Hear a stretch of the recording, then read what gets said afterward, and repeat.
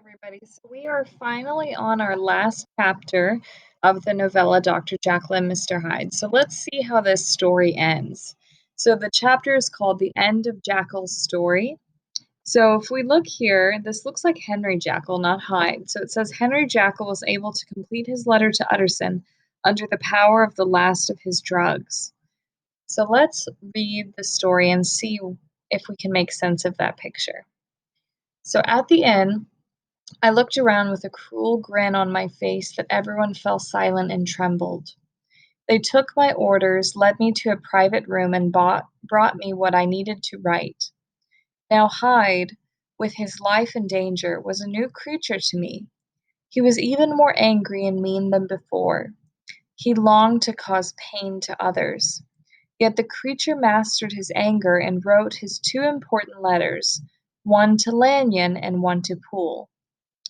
Hyde waited in that room all day. He stayed by the fire, trying to let the warm temperature remove some of the cold from his bones.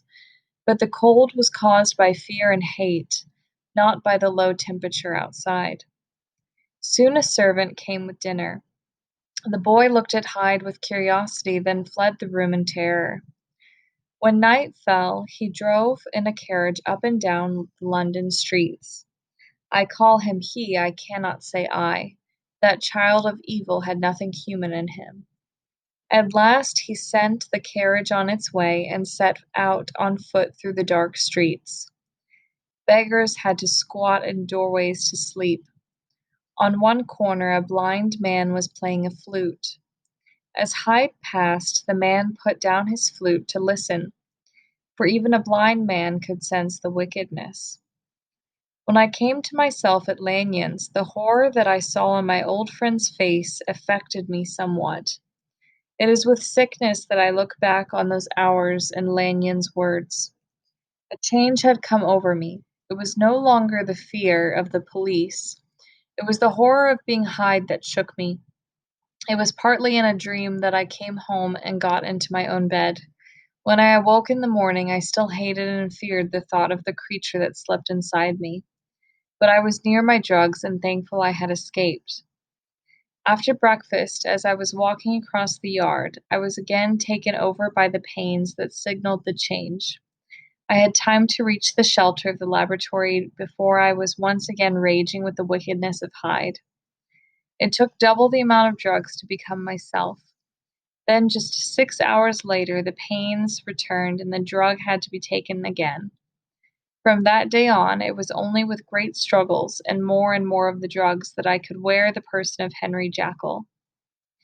As time passed, if I slept or even napped for a moment, it was always as Hyde that I awoke. I became a creature eaten by fear and weakness and weak with sickness.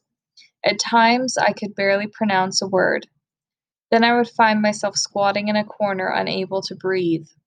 The powers of Hyde seemed to have grown with Jekyll's sickness, and the hate that now divided them was equal on each side. Jekyll's curiosity about Hyde vanished. Now he saw truly the creature's wickedness. He was shocked to know that this horror was close to him than a wife, closer than an eye, for it was part of Jekyll's very skin. But the hate of Hyde for Jekyll was different. Hyde's fear of the police made him return to his lower position as a part of Jekyll. He hated having to depend on the doctor, but he was angered at being disliked. He got back at Jekyll by playing tricks. He would make me pronounce bad words that Jekyll would never say. He would rip pages from my favorite books. He even destroyed the picture of my father. If it had not been for his fear of death, he would have ruined himself long ago in order to ruin me. No one has ever suffered such horrors. My pain might have gone on for years, but as it happened, my drug mixture began to run low. I sent out for a fresh supply, but when I drank it, nothing happened. You will learn from Poole how I had London search for a cleaner form of the drug. I now believe it was my first supply that was not clean. It was this mysterious part that gave the drug its strength. About a week has passed, and I am now finishing this letter under the power of the last of my drugs. This is the last time that Henry Jekyll can think his own thoughts and can see his own face. I must not wait too long to bring my letter to an end, for if a change takes place, Hyde will tear it to pieces. Indeed, the end is closing in on both of us. Soon I shall again and be forever be that hated creature. Will Hyde die by hanging, or will he find the courage to kill himself at the last moment? Here, then, as I lay down my pen and seal up this letter, I bring the life of that unhappy Henry Jekyll to an end. So we find out that Henry Jekyll, he realized that Hyde, that dark side of him was too strong, and there was no way that he would keep it away. And really, he was at the end of his own life, his own version of his life. And now it was the time for Henry Jekyll to decide what was going to happen to him. So, what do you think about the end of this story? Does it surprise you? Did you like it? Are you disappointed? So, what were your thoughts at the end?